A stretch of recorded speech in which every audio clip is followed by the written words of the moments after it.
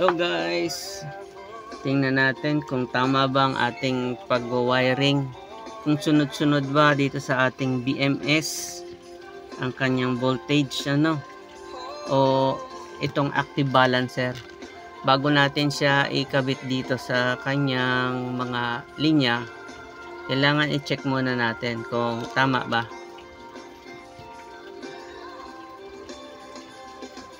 3.387, 6.73, 10.06, 13.39.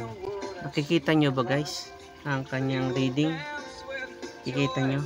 Ulitin natin. 3.387, 6.73, 10.06 and 13.39. So ito guys, ang nagawa natin ay pwede ito sa baterya sa motor, 12 volts hanggang 13 volts guys.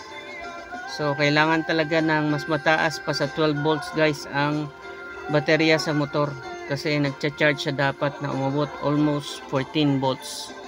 So para hindi malobat ang ating hindi siya mag-andar ang ating motor kalimitan kapag mababa pa sa 12 volts. So dapat mataas sa 12 volts, merong active balancer. So lagay natin itong active balancer guys. Tama naman ang ating connection.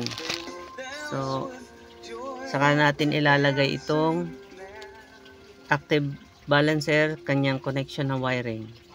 So lagay natin guys. Yan.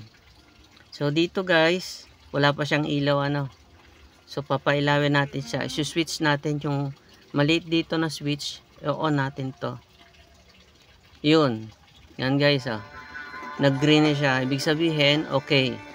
So good guys. Perfect.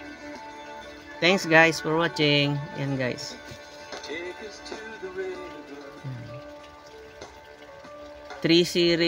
One series lang ito. Isang series lang naman.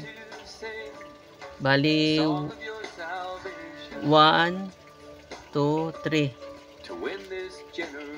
4.